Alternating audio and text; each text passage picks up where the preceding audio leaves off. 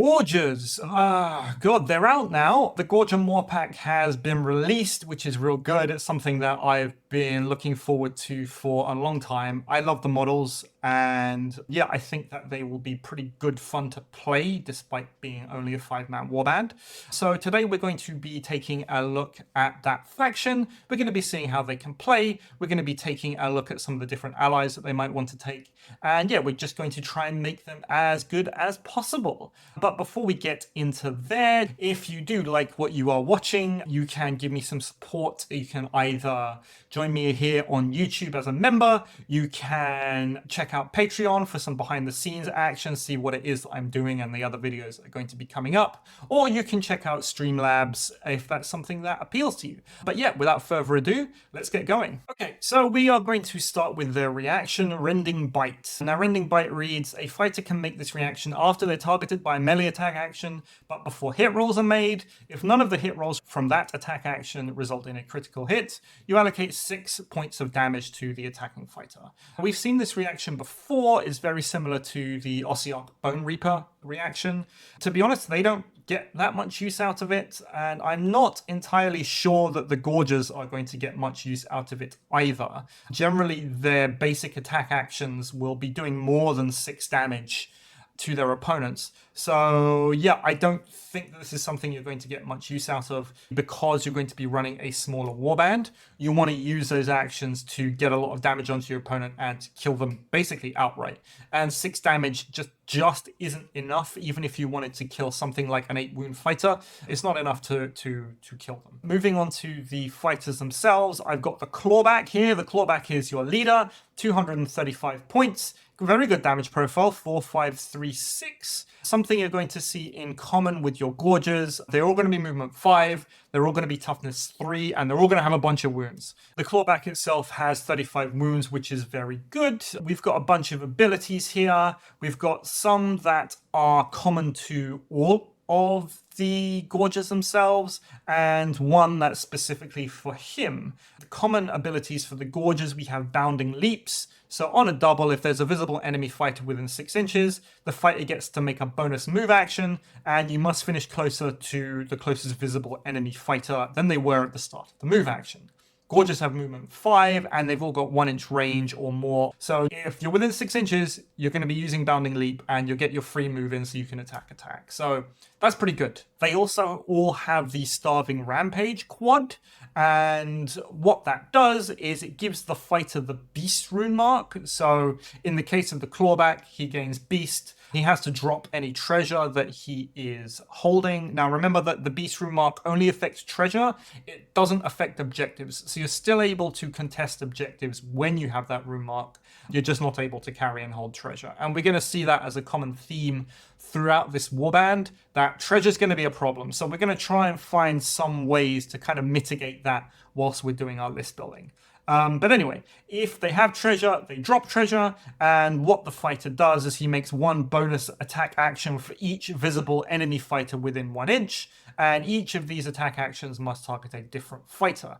So potentially this can do a fair amount of damage. If you manage to get within 1 inch of, let's say, 3 skeletons or 4 skeletons, for example, it'd be very difficult to get within 1 inch of 4 skeletons, but 2 or 3 is fairly straightforward. You'll be able to do your extra attack and hopefully get a whole bunch of damage on, and then use your normal attack actions to finish off things.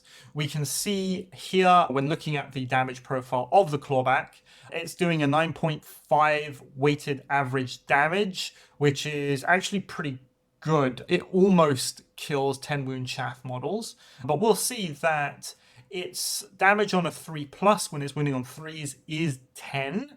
So yeah, on average, you'll be able to kill those 10 wound chaff models. 8 wounds will be much easier for you. You've got 4 attacks, it's strength 5. So most of the time you're going to be winning on 3s, and that makes it very good for you. I did say that the Clawback has an ability that he can use himself. This is called Unnatural Force. And what this does is, until the end of the activation, you add 1 damage to each hit and critical hit made by the fighter. So the Clawback itself goes to 4/7, which is really good with its 4 attacks. I've done a comparison here. Unnatural Unnatural Force versus Onslaught. They're both doubles. They both last until the end of the round.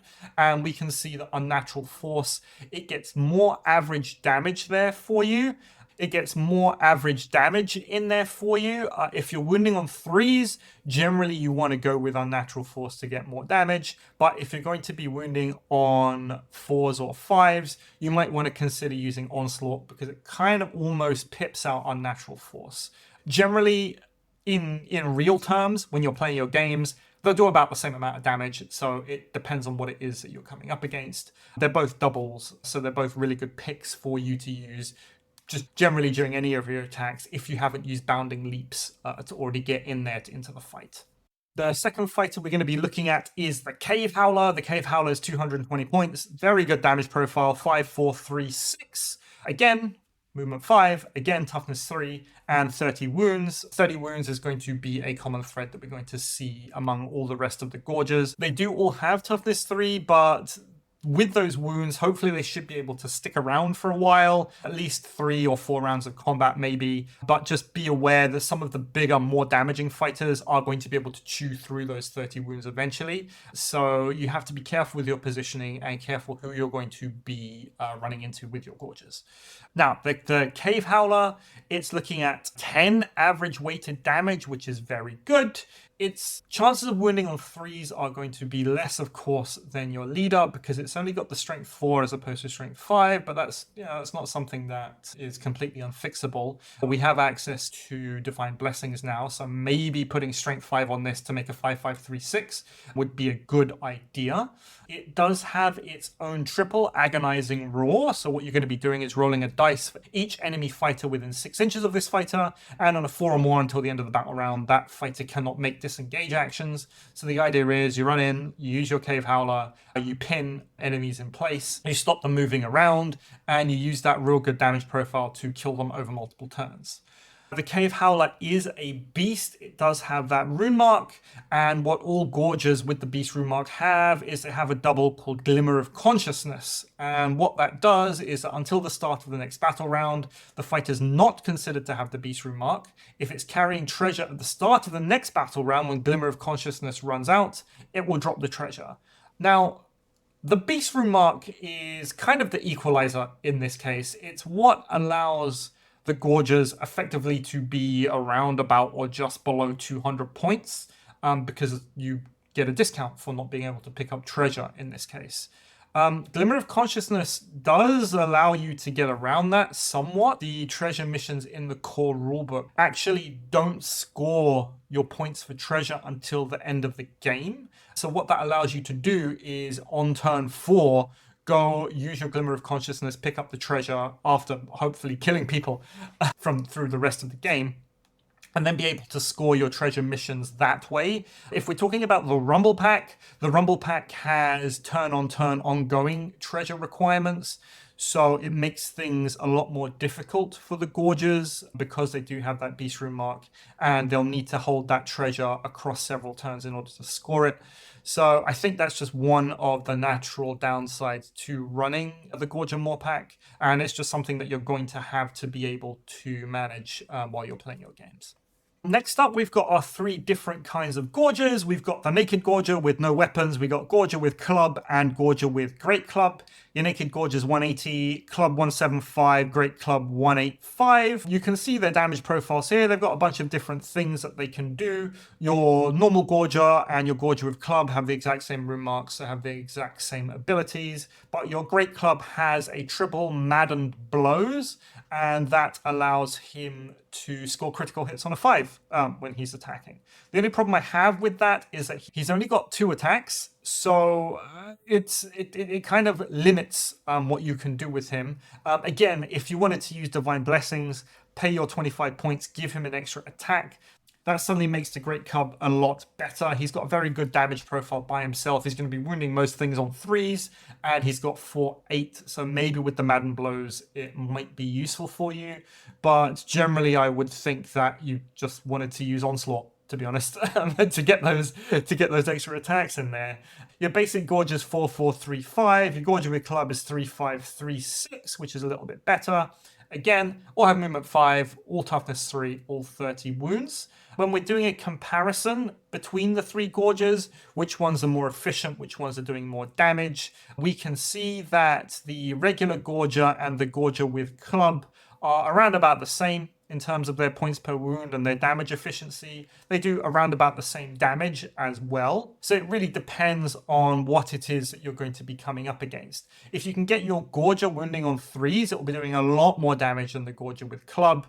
Because it does have that strength 5, your guy with club is going to be using that wound on 3 damage profile more often than not. Looking at Madden blows, we can see that it will give an average damage of 7.67 at strength 6. Your great club is going to be wounding on 3s most of the time, so average damage of 8, which is pretty good. It's 185 points, so it's a little bit more expensive than your basic Gorger, 10 points more expensive than your Gorger with club. So I think if I had to choose between the three, I'd probably be leaving the great club at home, despite its potential with divine blessings, because once you start putting extra points onto that, you're really cutting into the amount of fighters that you can take in terms of allies and in terms of what else you want to do. Talking about allies and talking about Bladeborn, I think you have a bunch of different options. Ideally, what you'd want to do, your Gorgers, if you build them straight out the box, you're taking one of each and you have a 5-man warband. I think 5 men is way too small in order to function properly when you're playing your games of Warcry. So what I've tried to do is to look at different allies and look at different options that will enable you to run 6 fighters. And in something with 6 fighters, it opens up more options for you, even just in terms of movement and what you want to do there. I think for that, we're going to have to be looking at Bladeborn warbands. I picked 3 of them here. One of them is going to be Hrothgorn's Man Trappers. I think he's got fairly good synergy with your Gorgers. He's got a double lead the Skull, so you get to pick a visible friendly fighter with the Beast Rune mark within 4 inches to get a bonus attack action. So that will allow any of your basic Gorgers to get extra bonus attacks in. And that's really what you want. You want allied fighters that are going to either give you extra attacks or extra movement to push that action efficiency. Why are we taking Hrothgorn in this case?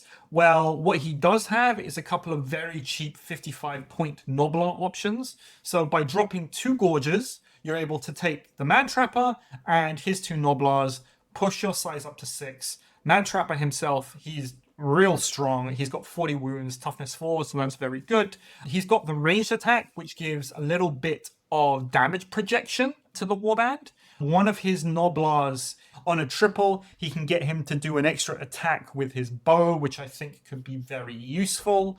And again, with that damage profile 2, 6, 4, 8, it's basically your Gorger with Great Club, but at range. So you can put him in a place, you can have him go and pick up treasure if you wanted to, you can have him sit on an objective if you wanted to, and just do attack from 9 inches away, and he'd be happy to do that all day. Secondly, I've got Manak the Cunning here from the Cunning Crew. You could bring Manak and one of his goblins. This opens up a bunch of different things for you as well. They are able to use the Cruel Boy's reaction, Cunning Trap. Similarly with Hrothgorn, we're looking at free attack actions or free movement actions from our allies. And if we are going to be bringing the Cunning Crew, they have a number of fighters with nets, which is very good. They can use sneaky snares. So it's kind of the flip side, getting more actions with your fighters. If you can restrict what your opponent's fighters are doing and slow them down, it'll help bridge that activation gap that you have with your opponents. And I think that'll help you out also. You can, again, drop 2 ogres, take Manak the Cunning, take his goblins, and you'll be looking at 6 fighters. I think it's a little less strong than Hrothgorn, but it's, again, something that's very useful and something you can do. Finally, I've been looking at Zarbag's Gits, and the reason why we're looking at Zarbag's Gits, they have a couple of really good fighters. They got Prog the Netter to begin with. He's real cheap. He's 50 points. He's got a net, which is great. But they've got Drizgit the Squig Herder. Now, he's 110 points. By himself, he's not fantastic, but he has a triple. The triple is go that way, so we're going to be picking a friendly fighter with the Beast Rune mark within 4 inches, and that fighter will get a bonus move action. The bonus move action is at the speed of the beast that's using it. So we're going to be looking at 5 inches in most cases when we are talking about the Gorgers. So that's pretty good. If you can roll a triple and a double, you can use Drizgit, make a Gorger move 5, then the Gorger gets to use his double to get another 5-inch move to get in range, and then he can go attack, which makes him very efficient. Effectively, it's cutting down the amount of turns for this Gorger to get into combat by 1. It's kind of the equivalent, almost, of having an extra fighter's worth of activations. So that's why I think Drizgit might be pretty good. You're gonna have to bring Zarbag, and you probably want to bring Prog. So again, you're going to be looking at probably dropping 2 of your Gorgers for these 3 guys, bring it up to 6. They are obviously far less expensive than Hrothgorn and Manic. So if you just wanted to bring basic Gorgers, maybe there's a possibility to push it up to 7-man, but then you're really sacrificing a lot of your damage potential, which is, let's face it, is where your Gorgers are really going to shine just to get that extra guy in. I think of the 3 options that I've got here, I'd be looking at Hrothgorn's Man Trappers, then probably Manic the Cunning. I think they might be as good as each other, but of course, testing and time will tell. Okay, so how do we put this together in a list? We're going to take the Clawback because he's your hero. We're going to take Hrothgorn, Man Trapper. He's 300 points. He's your Bladeborn. He's going to go with Quiv because, of course, Quiv is the guy who can give Hrothgorn an extra attack on a triple, which is very good. So between the 2 of them, we got an extra attack off of Quiv. We got extra attacks off of Hrothgorn, giving them to beasts. We got extra moves off your Clawback. We got extra attacks kind of all over the place. And we're also going to take Bushwhacker to bring up the numbers, and we're going to take 2 normal Gorgers at 180 points apiece. I think this list will do fine in the core book missions, and probably the White Dwarf missions also. The recent White Dwarf missions really favor smaller elite warbands. We're running at 6 guys as opposed to 5, which is a big improvement over the basic, just your basic 5-man Gorgers. Now, the box itself, it comes with 1 of each build, but if you're playing pure Gorgers, I'd probably be looking at the Clawback, the Cave Howler, and 3 normal ones, just in terms of bringing the most efficient fighters that you can. If you're using Divine Blessings, I think using the Blessing of Strength on a normal Gorger gives it a 4-5-3-5 damage profile, which suddenly makes it a very solid and very decent choice for you. Again, you can use Blessing of Strength on the Cave Howler, makes it a bit more expensive, but it makes it 5-5-3-5, which again is very strong. That's it from me for today. Thank you very much for watching. I hope this was interesting for you and informative to see exactly how the Gorger Mawpack wants to play, which fighters you want to bring, and how you really want to build it in order to get around its weaknesses of only being 5 fighters during your games. As always, if you like what you see, please don't forget to like and subscribe. And let me know down in the comments section below how you want to build your Gorgers, if you have any interesting allies that you want to bring, or if you've had any success with them recently on the battlefield. It's all something I'd like to hear, and yeah, we can have a good talk about it. But yeah, that's it from me for today. Thank you very much for watching, and I will see you next time.